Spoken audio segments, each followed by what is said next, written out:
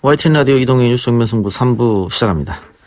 서산 앞바다까지 응급 출동을 가야 하는데 아파트에서 계속 민원이 들어오고 있으니 주의하라라는 내용의 문자 메시지를 소방상황실에서 보내더라. 과거 한 인터뷰에서 이국종 교수가 한 말이었습니다. 응급 환자를 신속하게 이송하기 위해 도입된 닥터 헬기가 소음 민원 때문에 이착륙을 못하는 상황, 여러분은 납득이 가십니까? 지난 18일이었죠. 경기도와 경기도교육청 아주대 병원이 경기도 내 학교와 공공청사 등 1,800여 곳을 닥터 헬기 이착륙장으로 사용하는 협약을 맺었습니다. 다시 말해 앞으로 경기도 내 모든 학교 운동장과 공공청사에서는 닥터 헬기 이착륙이 가능해지는 겁니다. 이재명 지사, 향후 생길 법률상 분쟁이든 배상 문제든 모든 것은 다 도에서 책임지고 과감하게 착륙장을 확보하겠다 이렇게 밝히기도 했는데요. 이 문제를 오랫동안 고민해온 분, 경기 남북권역 외상센터장 맡고 있는 이국종 교수 연결해서 이야기 나눠보겠습니다. 교수님. 네, 안녕하세요. 예, 안녕하십니까. 자, 닥터 헬기 착륙.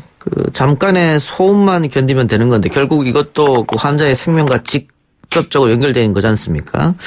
상식적으로 생각할 때 좀 참으면 될 것 같기도 한데 이걸 못 참고 민원이 지금까지 많이 들어왔던 모양이죠? 예, 아무래도 지역 주민들이라든가 아니면 산악 같은 데서는 이제 등산객 같은 분들이 이제 아무래도 휴일 즐기시러 온 분들이 있으니까요. 예. 헬기가 기동하게 되면 아무래도 분진 좀 발생하게 되고, 소음 같은 경우도 제가 야간 출동이 워낙 많으니까 야간 같은 경우에 기동하게 되면은 소음이 발생하게 되니까요. 그런 거에 대해서 원래는 없었던 일들인데 그런 일이 있으니까 좀 많이 예민하게 생각하시는 것 같습니다. 그런데 응급 환자가 야간에는 안 생기는 건 아니지 않습니까? 네, 저희가 작년 경우 같은 경우에도 보면은 제가 전체 연간 한 300여 차례 이상 기동을 하게 되는데요. 예. 작년 같은 경우도 42%가 야간 기동입니다. 야간에 시행을 하게 되고, 그거는 전 세계 어디나 마찬가지입니다. 예, 그러니까요. 제가 듣기로는 헬기를 내릴 때 잔디가 죽는다 이런 이유로 민원이 들어온 경우도 있었고, 등산객들이 헬기 프로펠러 바람 때문에 김밥에 모래가 들어간다 이렇게 해서 민원이 들어왔다 이런 얘기도 들었었는데 사실입니까? 예, 그렇죠. 그리고 그 민원은 소방방재청으로 직접적으로 이제 민원 전화를 통해서 하는 것뿐만이 아니고, 어떤 경우에는 사무실 전화번호 같은 게 이렇게 공개되어 있는 걸 어떻게 찾아가지고 직접적으로 파일럿들이나 아니면 현장에 출동한 소방대원분들한테 직접 전화를 해서 항의를 하는 경우도 많기 때문에 이거는 실제 목숨 걸고 항공기를 출동시키는 비행을 하고 있는 파일럿들한테 직접적으로 굉장히 큰 부담으로 다가오게 됩니다. 예. 닥터 헬기로 이송한다. 그만큼 응급 환자일 때 닥터 헬기로 이송하겠죠. 응급 차량을 이동할 수도 있는데 시간으로 촉박하기 때문에 응급 환자를 닥터 헬기로 이송하는 거 아니겠어요? 예, 그렇죠. 그리고 저희가 사실은 빠른 이송을 위해서만 헬리콥터를 이용한다고 생각하시는 경우가 많은데요. 예. 런던에서 뭐라 그러냐면, 이머전시 룸을 로드사이드로 가지고 나간다 그러고요. 그러니까 길로 병원을 가지고 나간다고까지 얘기를 하고요. 예.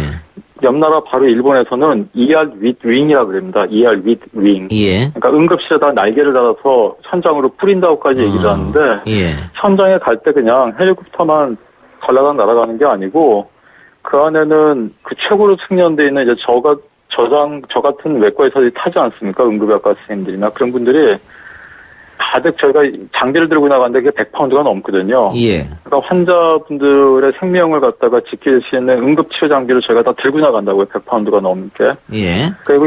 그러니까 사고 현장에서부터 실질적으로 치료가 곧장 시작이 되기 때문에 병원까지 완전히 환자를 모시고 와서 치료를 시작하는 게 아니고 사고 현장에서부터 환자가 치료를 시작받게 되는 거죠. 그리고 병원 간 이송에 있어서도 의사 손에서 의사 손으로 환자분들이 이렇게 직접 핸드로 이렇게 전달이 되기 때문에 예. 진료 공백이 없습니다. 예. 근데 대부분의 그냥 일반적인 응급 차량을 이렇게 타고 오는 경우를 생각을 해보면 예.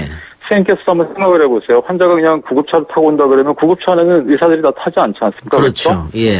구급차가 고속으로 보통 다니게 되는데 일반 분들 타게 되시면 일반 분들뿐만 아니라 저 같은 의사 같아도 일반적인 구급 차량을 타고는 그 안에서 아무것도 할 수가 없어요. 아하. 자기 몸 가누기도 사실 힘들어요. 예. 그렇기 때문에 그동안은 사실은 환자분이 거의 이렇게 방치되는 거나 마찬가지거든요. 그럼에도 불구하고 그냥 일반적인 간단한 응급 환자나 아니면 좀 이렇게 경상 환자분들 같으면은 뭐 그렇게 해도 사실은 빨리만 병원에 모시고 오면 큰 문제는 대부분 없으니까 넘어가는데 중증 외상 환자분들은 피가 몸에서 뿜어져 나오고 있지 않습니까? 그렇죠? 내부 장기 파열로 인해서. 예. 환자분한테 1분 1분이 중요하다고요. 그리고 예. 만약에 기관이 막히거나 기도가 막히거나 그렇게 되면 5분 내에 사망하게 돼요, 사람이. 그렇기 때문에 저희가 그걸 골든 아워라고만 얘기하는 게 아니라 외상외과 의사들은 그걸 플래티넘 미닛이라고 그래요. 예. 1분 1초가 100금같이 중요하다고요. 1분이. 예. 네, 그래서 중증 외상 환자 생존을 올리는데 그런 항공기동이 굉장히 중요합니다. 예. 닥터 헬기라고 하는 게 신속히 환자를 이동에만 목적이 있는 게 아니고 이동 중 치료도 가능하다 이 말씀이네요. 그렇죠. 그리고 이송해가지고 현장에 의료진하고 의료 장비들이 다 들어가기 때문에 예. 현장에서부터 진료가 시작되는 거죠. 예. 선생님 생각해보시면 보통 환자가 병원 응급실이라도 큰 대학병원 응급실이라도 들어가서 진료를 시작받으려면 얼마나 많이 걸립니까? 그렇죠? 예. 일단 뭐 접수해야 되고 그 다음에 이제 간호사분들 보고 이제 전공의생들 보고 하다가 실제 몇 시간이 걸리냐 하면 중증 외상 환자분들이 이건 보건복지부 통계인데요. 우리나라 큰 대학병원, 최고의 대학병원급 응급실에서도 응급실에서 빠져나오는 데만 7시간이 걸려요. 예. 그런데 7시간이 걸린다고요. 응급실에서 빠져나오는 데만. 거기 예. 계속 이렇게 머무르고 있다가. 예. 근데 헬리콥터로 저 같은 외상외과 의료진들이 가서 현장에 가서 치료를 시작하게 되면은 보통 첫 치료를 시작하게 되는 시점이 1시간을 넘지를 않아요. 그러니까 골든 아워 내에 치료를 시작하고 그리고 헬기 타고 오면서도 계속 약물 치료해가지고 오면서 필요한 경우는 수술도 하고요. 헬리콥터 안에서. 예, 알겠습니다. 예. 예. 그렇게 들어가니까 진료 공백이 없죠. 예, 닥터 헬기가 얼마나 소중한 장비인지 알 수 있을 것 같은데요. 아까 저희가 뭐 여러 가지 민원 사항에 대해서 이야기를 했는데 혹시 그 의료 선진국 혹은 문화 선진국에서도 이런 일이 좀 있습니까? 이렇게 민원이 들어온다거나 하는 그런 얘기 들어보셨어요? 그런 거는 없습니다. 저는 런던에서 직장 생활을 했었는데요. 예. 제가 봐도 좀 이게 기가 막혀서 이러면 저희 주민들이 뭐라고 이렇게 하지 않냐, 아니면 뭐 보행자분들이, 피대스트리언들이 뭐라고 하지 않냐, 이렇게 참 물어보면은, 예. 이해할 수 없다는 표정을 지어요. 그리고 그렇게 교과서적인 대답을 한다고요. 이거는 저 사람들도 만약에 하다가 다치게 되면은, 나도 이렇게 치료를 받을 수 있다는 오히려 확신을 가지고 정부에 대해서 오히려 트러스트가 올라가는데, 왜 그러냐고. 그리고 막 사람들이 박수치고 그래요. 거기 의료진들이 해가지고, 환자 구조해가지고, 이렇게 이탈해서 나가면은요. 근데 주민들이나 아니면 길 가던 시민들이 다 모여있다가 이렇게 박수치고 그래요, 막. 예. 경기장 같은 데서 럭비 경기 같은 거 굉장히 유형이거든요. 예? 영국 같은 데선. 예. 그 럭비나 뭐 테니스장 같은 데서도 그 바로 옆에서 환자가 만약에 발생을 하면 아하. 거기가 착륙하기 좋으니까 경기 중간에 하는 거 스탑시키고 거기서 착륙해가지고 환자분들 모시고 나오는데 예. 관중들이 막 환호하시고 그래요. 예. 자, 그래서 이번에 경기도와 업무 협약 맺은 거요. 언론 보도 보니까는 교수님께서 경기도 결정, 또 이재명 지사 결정에 대해서 굉장히 고맙고 환영한다 이런 얘기를 하셨던 것 같은데, 이번 결정이 어떤 의미인지 좀 설명 좀 부탁드리겠습니다. 그게 사실은 그 지사님 같은 경우도, 경기도지사 같은 경우도, 이게 임명직이 아니라 선출직이지 않습니까? 그렇죠? 예. 아무래도 그 도민 여론 같은 것도 생각하고, 뭐 한마디로 저 표 같은 걸 생각을 하면, 민원이 들어오거나 이런 소지가 많은 거에 대해서 사실 이런 과감한 결정 내리기가 쉽지 않지 않습니까? 그렇죠? 그렇죠. 그래서 오랫동안 설명을 드려도 이게 썩 쉽지가 않았었는데, 그런 거에 대해서 어떻게 보면 한국 사회가 앞으로, 이건 그러니까 단순히 물론 이렇게 하면 환자 한 명 한 명의 생존율도 좋아지는 것도 있지만 제가 더 크게 생각을 하는 건 이거는 어쨌든 정치인으로서 예. 한국 사회가 앞으로 나아가야 될 그 패러다임을 제시한 것 같아요. 분명한 방향성을. 아하.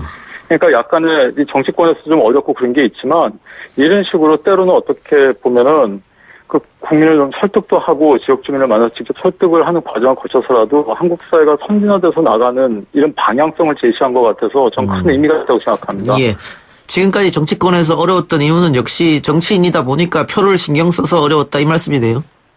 제가 그렇게까지 말씀드리기는 쉽지가 않는데요. 사실은 예. 여러 곳에서의 의견을 들어야 되는데 예. 예를 들어서 모든 사람의 의견을 다 들어야 되지 않습니까? 정치하시는 분들은. 예. 그러니까 제가 이렇게 이게 필요하다고 의료적인 측면에서 말씀을 드리더라도 사실 뭐 경기도민이 1000만인데 그중에서 중증외상 환자가 사실 몇 명 발생하겠어요. 그렇죠? 예.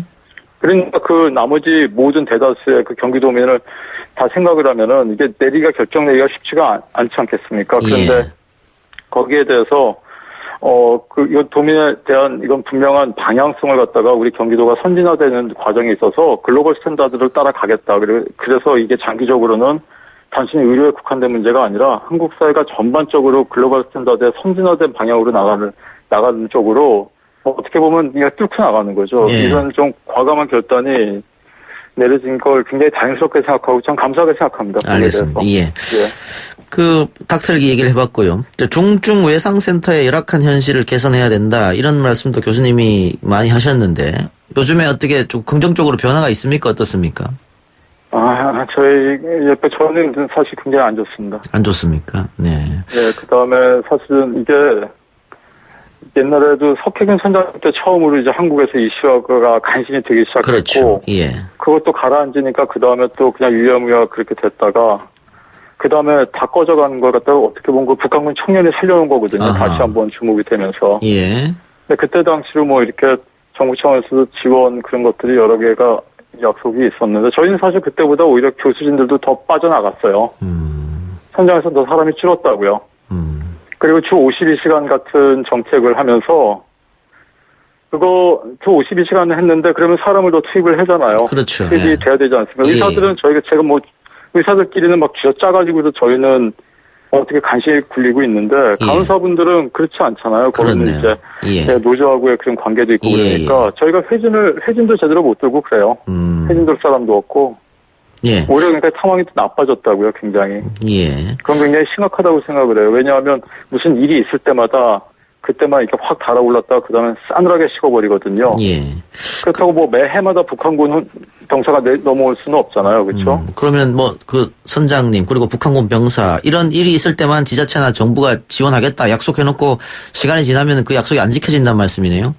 그게 약속이 진행이 되려면 펀더먼털하게 좀 바뀌어야 되는 것들이 있는데 바뀔 부분은 전혀 바뀌거나 그렇게 되지는 않고 저희같이 말단 조직에서 일하는 사람들은 일단 현장 병원에서의 지금 굉장히 경영적인 측면에서 중요하게 평가받는 게 결국은 수익을 좀 내야 되는데 수익성이 떨어지는 분야다 보니까 제가 자생적으로 이렇게 버틸 힘이 없다고요. 그러니까 수익이 조금만 떨어져 나가면 뭐 지원 같은 건 당연히 없는 거고 그러면 이제 여기 있는 사람들만 힘들어지니까요. 개인 지속 가능성이 없어요. 사실은. 그 후배 의료진들이 그러면 이쪽으로 지원하고 이런 것도 많이 없겠네요, 지금? 그 정도가 아니라 저기 계시던 분들도 벌써 그때 북한군 이후에 3명이 관두고 나갔어요. 나가야 되는 상황이니까. 네, 교수진들이 나가버린다고요. 전공의들 없는 거야 뭐 외과 같은데 원래 지원이 없으니까 없다고 치는데 교수진들도 다 관둬버리고 그래서 병원에서 뭐 개별 병원에서 지원을 해줄 이유가 없잖아요. 저희들한테 뭐 너희만 일해 그러는데 대상센터 교수만 일하는 줄 알아 이렇게 하니까 저희가 견디기가 어렵죠. 현재 병원에서. 그래서 이런 여러 가지 문제 때문에 교수님처럼 이게 이 분야에 잘 아는 분이 국회에 들어가서 실질적으로 법률도 만들고 예산도 따야 되는 거 아니냐 이런 지적이 좀 있습니다. 그래서 아마 정치권에서 교수님한테 러브콜도 좀 가는 것 같아요. 제 개인적인 생각은 제가 보면 이게 의료계 내에서도 제가 정치를 못해가지고 이렇게 개인적으로는 그런데 저보다는 이제 좀 더 이런 정치적으로 굉장히 뛰어나신 분께서 이쪽을 좀 잘 들여다봐주시고 우리 저희 도지사님 같은 분들이 좀 잘 도와주시면은 그게 오히려 낫지 않을까 싶습니다. 전. 그러면 교수님은 계속 현장에 있기를 원하십니까? 현장에서 떠나게 되면 굉장히 불행한 일일 겁니다. 그렇죠. 현장에서 그러면 떠나면 이게 제가 떠나는 게 아니라 밀려 나가는 거니까요. 잘려가지고 나가는 거니까. 지금 아주대학병원에 계신 겁니까? 네, 그렇습니다.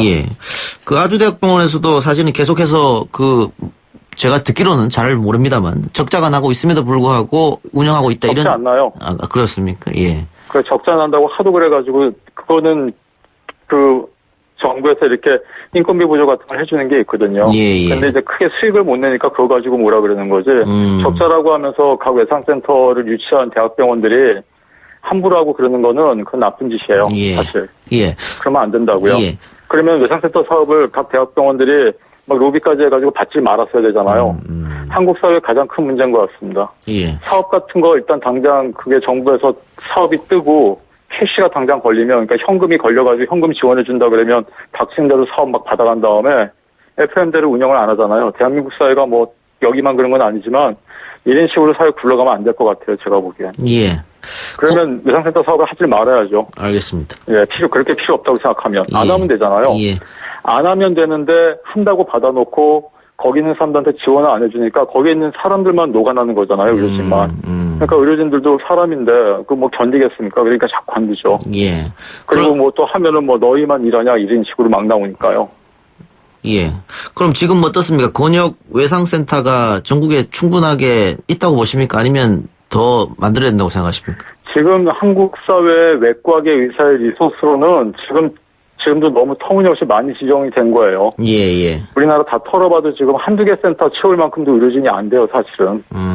그걸 갖다 17개를, 원래 이게 보건복지부도 잘못한 게, 그 전에 굉장히 이쪽에 아주 정통한 교수님들이 계세요. 예방의학 하시는 분들이요. 예. 정책을 만드시는 교수님들이 계셨는데, 그 교수님들하고 보통 2009년도, 10년도 때 보건복지부에서 내부적으로 데이터하고 용역을 해서 다 가지고 있어요. 예. 그때 원래 전국에 6개만 맥시멈으로 한다고 그랬다고요. 이렇게 큰 대형 센터들.